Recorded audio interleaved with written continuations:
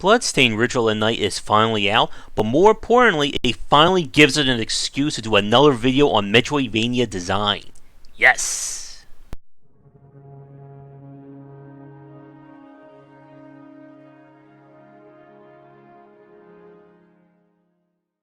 Metroidvania is one of those terms that just keeps on giving when it comes to design discussions, and that up there is not a Metroidvania. That is a Castlevania style game. Hold on one second, everybody. Alright, I think that's better. So Metroidvania design is the combination of the two genres, or two games, Metroid and Castlevania. Despite in interviews, the developer or the assistant director of Symphony of the Night saying that he was more inspired by Zelda rather than Super Metroid, but the design or the name stuck.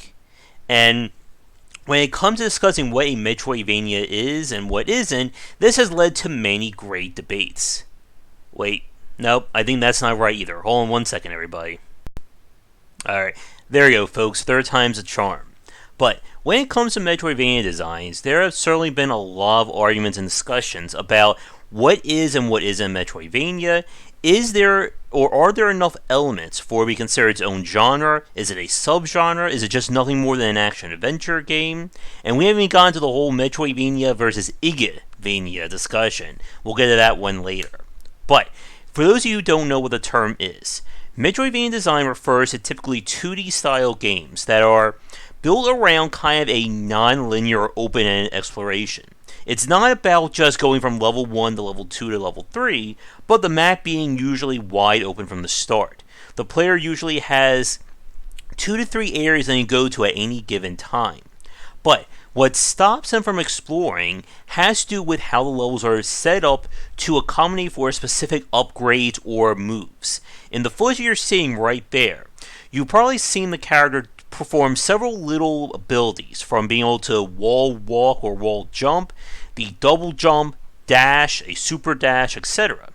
All those moves are not available at the start. And instead, the key tenet of Metroidvania based design is that the character's abilities grow over the course of playing the game. Now, this is not the same as unlocking new attacks or powers such as in Mega Man, but getting abilities that fundamentally change how that character behaves and responds from beginning to end. So what happens is that as you play through the game, you unlock new moves, which in turn allows you to get access to new areas, changes how you get around, and it kind of warps your path through a level. What typically happens in any Metroidvania game is twofold. First is that the first time you go through any area, it's going to be the slowest way through, because you don't have any upgrades or means of getting around. Second is that the game will always have elements or areas or items just out of the reach of what you could do at that given time. If I can only do a single jump, there may be some very nice item up here that I need a double jump ability for. Well, I can't do that now. But then let's say 30 minutes later, I get my double jump. Well, guess what? Now we can go back and go to that area. And it's kind of the way of the game passively guiding the player through it. While the world is open-ended, it's kind of a false open-endedness. You cannot explore everywhere because you don't have those abilities. In Super Metroid, you can't go through water sections easily until you get the gravity suit. The infinite jumping power that you get kind of removes the need for any kind of platforming based challenges. I think it's space jumping is what it's called. But you don't get that until near the end of the game. And all these upgrades do is that it provides a very effective progression curve from beginning to end, and the very best Metroidvanias accommodate for that in the game space in two ways. The first one is, as we just said, as I gain more powers and abilities, how I go through those previous areas becomes fundamentally different. And the levels have to be set up to allow for that. This is a major difference between traditional 2D and 3D design, where the levels are designed as a very linear path. You're going to go from point A to point B, end the level, we move on to the next. In a Metroidvania design game, if I return to an area that I already went through, I can get through that area differently, Maybe I can do a super dash across all the obstacles. Maybe I can double jump over a gap that I couldn't get to. Maybe I can wall jump, as you see over there. But the point is that the levels have to be set up to allow for this. Now, the other point is that as you get further into the game, the level design must also grow and change to account for these new abilities. You cannot design the same area, you can't design a level that you did at the beginning of the game at the same way as the end. The footage that you're seeing from Hollow Knight right now is kind of the penultimate challenge of the game. So that is basically taking all the platforming, all those challenges to the extreme. But again, the player is doing those little elements individually over the course of playing. Once I unlock the double jump, then I expect areas to challenge me with double jumps. Once I get the dash, I want dash challenges, etc., etc. But again, you cannot design every area kind of in its own little vacuum, as you do in traditional 2D and 3D design. And again, this is where kind of the argument about 3D comes into play. That what I'm describing in terms of this core gameplay loop could very well describe many 3D action-adventure games, from Tomb Raider, the Darksiders? I always get those two confused, but you know which one I'm talking about. And many other ones. Even the 3D, or I should say first-person Metroid Prime series also falls into this category. But when it comes to Metroidvania design, again, we typically only associate with 2D design.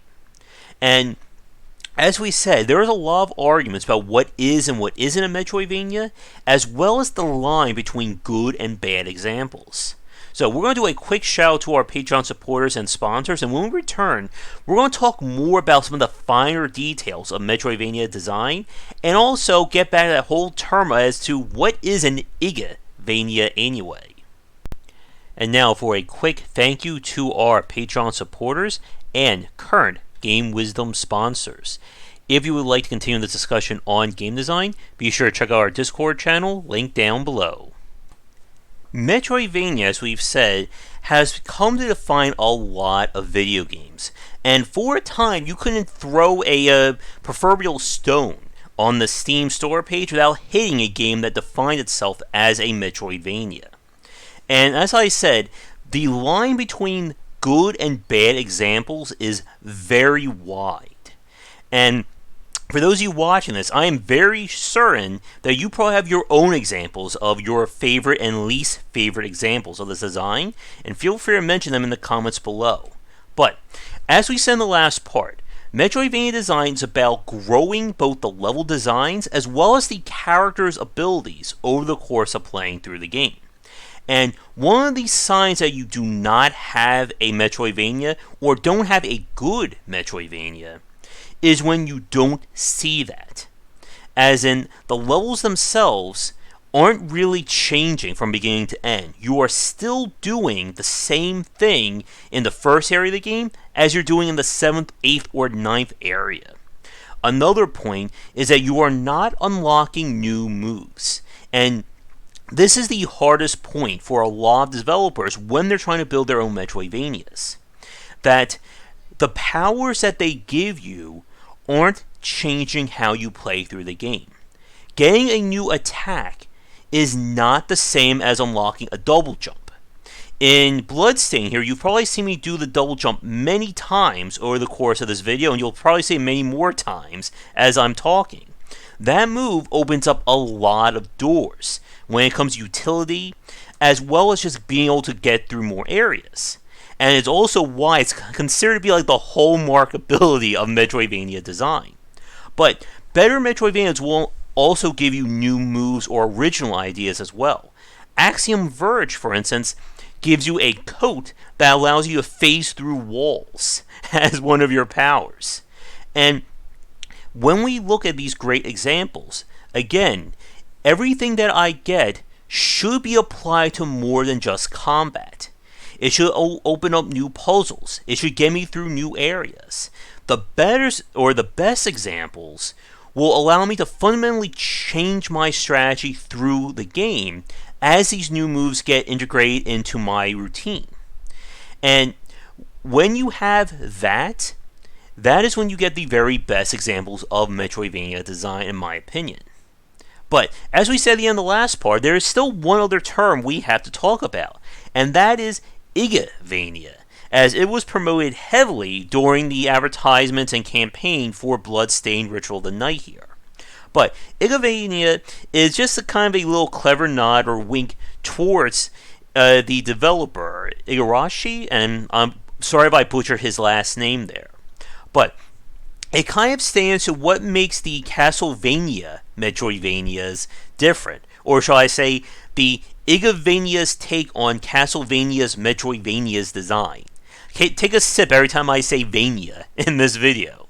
But the unique element behind these games that is different from other Metroidvania style games is the greater emphasis on RPG style progression, namely in the form of leveling up your character, getting new weapons and gear, and just, again, the RPG systems at play.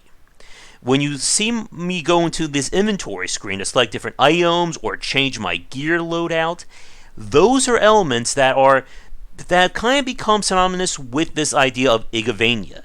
They are not a part of Metroidvania design, or not a required part. And I want to say that again, just to stress that for people watching. If your game has RPG mechanics and leveling up, that does not make it a Metroidvania. The Metroidvania aspects are again about unlocking new moves and abilities that allow you to get through areas differently, as well as the level designs changing to accompany that. One final point before we wrap things up, and that is a sign of a bad Metroidvania game, and that is when powers are what I dub as keys. What I mean by that is that instead of a new ability being used throughout playing the game or changing how you go through it, the key is only used for one specific obstacle, and that's it. There is no greater utility, there's no greater depth to using it. Many lesser Metroidvania or quote-unquote Metroidvania games will typically throw a door, or I should say a quote-unquote door. Maybe it's a pillar of fire, maybe it's an ice block, or anything like that. The player unlocks a fireball move. It lets them melt the ice and they go forward.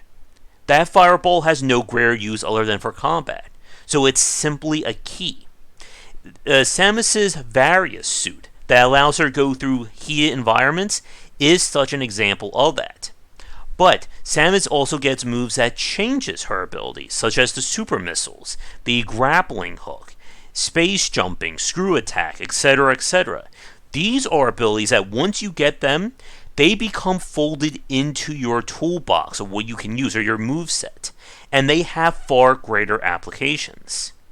Now, when it comes to designing good Metroidvania design, that we don't have the time to talk about here. I could probably go on another 20-30 minutes for that very discussion. But to wrap things up, Metroidvania design is one of those terms that everyone likes to describe their game as, but far less or far fewer than those described are actually Metroidvanias. The very best examples give you a game that has a very effective progression curve of gaining new abilities that allow you to go through environments differently, and just grows the game onward and onward from there. So that by the end of the title, you have a completely different moveset and way to get around than you did at the beginning. The White Palace footage that I showed from Hollow Knight in the last part is a great example of that. And when you get this all to work, there are just so many brilliant examples of this design. One of my favorite from 2019 was Vision Soft Reset. But again, we start gushing about Metroidvanias and Igavanias, we'll be here all night. But thank you so much for watching this video. If you'd like to suggest a topic for me to look at in the future, it doesn't have to be Metroidvania or not, let me know in the comments below. But come back for daily discussions on game design here, and on Game Wisdom, where we examine the art and science of games, and define Metroidvanias. If you're looking for a book on design, my first title, 20 Essential Games to Study, is out now. It is available where most books are sold, and it comes in paper, hardcover, or digital copies. This is the perfect book for anyone interested in learning about game design, whether you are a student, enthusiast, or just a fan. Thanks for watching the video. If you enjoyed things, be sure to do all the liking and subscribing that the kids are doing these days. Check out our Discord channel link down below where we hang out and chat game design, and come back later tonight for our regular streamings. But that's it, and tune in for more great content here and on Game Wisdom, where we examine the art and science of games.